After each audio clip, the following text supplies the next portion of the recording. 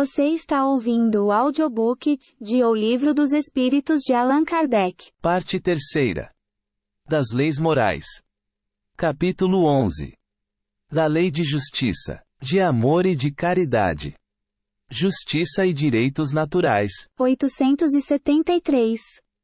O sentimento da justiça está na natureza, ou é resultado de ideias adquiridas? Está de tal modo na natureza, que vos revoltais, à simples ideia de uma injustiça. É fora de dúvida que o progresso moral desenvolve esse sentimento, mas não o dá. Deus o pôs no coração do homem. Daí vem que, frequentemente, em homens simples e incultos, se vos deparam noções mais exatas da justiça, do que nos que possuem grande cabedal de saber. 874. Sendo a justiça uma lei da natureza, como se explica que os homens a entendam de modos tão diferentes, considerando uns justo o que a outros parece injusto? É porque a esse sentimento se misturam paixões que o alteram, como sucede à maior parte dos outros sentimentos naturais, fazendo que os homens vejam as coisas por um prisma falso. 875. Como se pode definir a justiça? A justiça consiste em cada um respeitar os direitos dos demais. Que é o que determina esses direitos?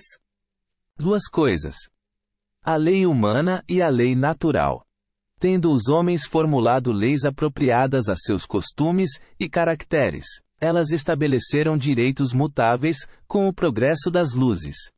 Vede-se hoje as vossas leis, aliás imperfeitas, consagram os mesmos direitos que as da Idade Média. Entretanto, esses direitos antiquados, que agora se vos afiguram monstruosos, pareciam justos e naturais naquela época. Nem sempre, pois, é acorde com a justiça, o direito que os homens prescrevem. Ademais, este direito regula apenas algumas relações sociais, quando é certo que, na vida particular, há uma imensidade de atos unicamente da alçada do Tribunal da Consciência. 876. Posto de parte o direito que a lei humana consagra, qual a base da justiça, segundo a lei natural? Disse o Cristo: queira cada um para os outros o que quereria para si mesmo. No coração do homem imprimiu Deus a regra da verdadeira justiça, fazendo que cada um deseje ver respeitados os seus direitos. Na incerteza de como deva proceder com o seu semelhante, em dada circunstância, trate o homem de saber como quereria que com ele procedessem, em circunstância idêntica. Guia mais seguro do que a própria consciência, não lhe podia Deus haver dado. 877. Da necessidade que o homem tem de viver em sociedade, nascem-lhe obrigações especiais? Certo, e a primeira de todas é a de respeitar os direitos de seus semelhantes. Aquele que respeitar esses direitos procederá sempre com justiça. No vosso mundo, porque a maioria dos homens não pratica a lei de justiça, cada um usa de represálias. Essa é a causa da perturbação e da confusão em que vivem as sociedades humanas. A vida social outorga direitos e impõe deveres recíprocos. 878. Podendo o homem enganar-se quanto à extensão do seu direito, que é o que lhe fará conhecer o limite desse direito? O limite do direito que, com relação a si mesmo, reconhecer ao seu semelhante, em idênticas circunstâncias e reciprocamente. Mas se cada um atribuir a si mesmo direitos iguais aos de seu semelhante, que virá a ser da subordinação aos superiores, não será isso a anarquia de todos os poderes? Os direitos naturais são os mesmos para todos os homens, desde os de condição mais humilde, até os de posição mais elevada. Deus não fez uns de limo mais puro do que o de que se serviu para fazer os outros, e todos, aos seus olhos, são iguais. Esses direitos são eternos. Os que o homem estabeleceu, perecem com as suas instituições. Ademais, Cada um sente bem a sua força ou a sua fraqueza, e saberá sempre ter uma certa deferência para com os que o mereçam por suas virtudes e sabedoria. É importante acentuar isto, para que os que se julgam superiores conheçam seus deveres, a fim de merecer essas deferências. A subordinação não se achará comprometida, quando a autoridade for deferida à sabedoria. 879. Qual seria o caráter do homem que praticasse a justiça em toda a sua pureza? O do verdadeiro justo, a exemplo de Jesus, porquanto praticaria também o amor do próximo e a caridade, sem os quais não há verdadeira justiça. Parte 3. Das Leis Morais. Capítulo 11. Da Lei de Justiça, de Amor e de Caridade. Direito de propriedade. Roubo. 880. Qual o primeiro de todos os direitos naturais do homem? O de viver. Por isso é que ninguém tem o de atentar contra a vida de seu semelhante, nem de fazer o que quer que possa comprometer-lhe a existência corporal. 881. O direito de viver dá ao homem o de acumular bens que lhe permitam repousar quando não mais possa trabalhar? Dá, mas ele deve fazê-lo em família, como a abelha, por meio de um trabalho honesto, e não como egoísta.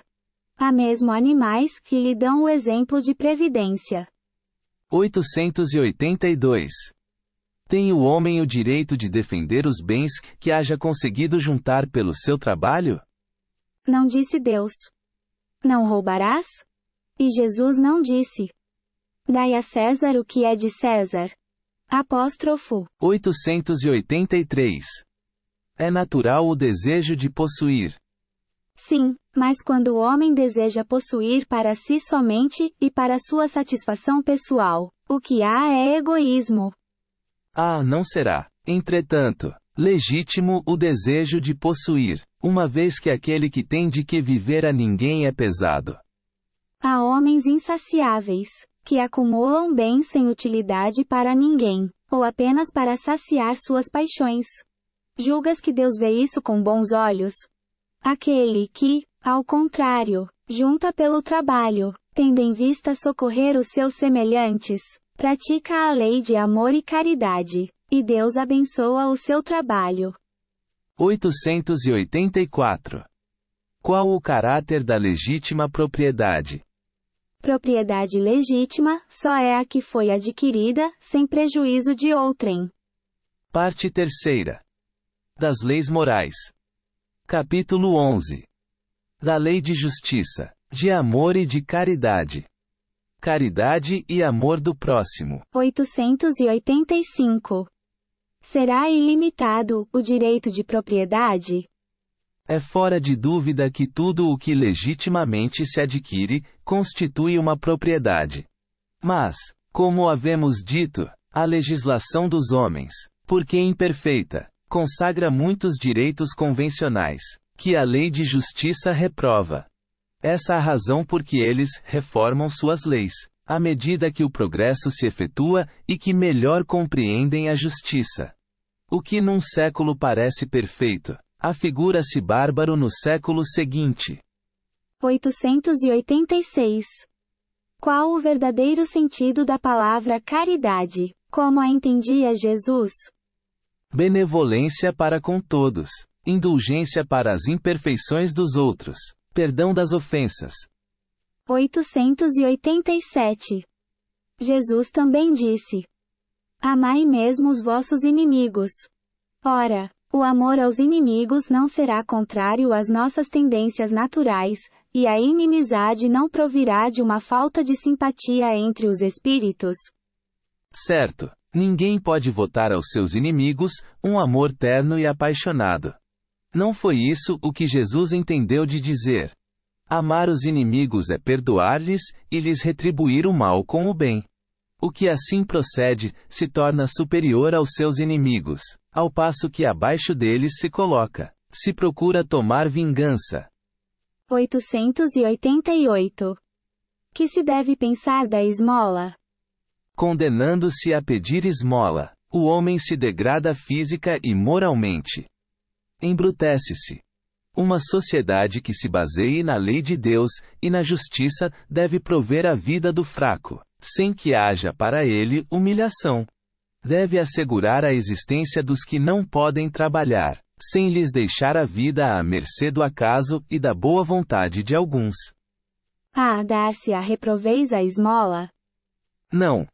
O que merece reprovação não é a esmola, mas a maneira por que habitualmente é dada. O homem de bem, que compreende a caridade de acordo com Jesus, vai ao encontro do desgraçado, sem esperar que este lhe estenda a mão. A verdadeira caridade é sempre bondosa e benévola. Está tanto no ato, como na maneira por que é praticado. Duplo valor tem um serviço prestado com delicadeza. Se o for com altivez, pode ser que a necessidade obrigue quem o recebe a aceitá-lo, mas o seu coração pouco se comoverá. Lembrai-vos também de que, aos olhos de Deus, a ostentação tira o mérito ao benefício. Disse Jesus: ignore a vossa mão esquerda o que a direita der. Por essa forma, ele vos ensinou a não tisnardes a caridade com o orgulho. Deve-se distinguir a esmola, propriamente dita, da beneficência. Nem sempre o mais necessitado é o que pede. O temor de uma humilhação detém o verdadeiro pobre, que muita vez sofre sem se queixar. A esse, é que o homem verdadeiramente humano sabe ir procurar, sem ostentação. Amai-vos uns aos outros.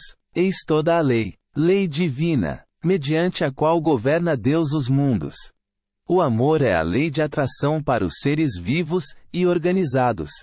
A atração é a lei de amor para a matéria inorgânica.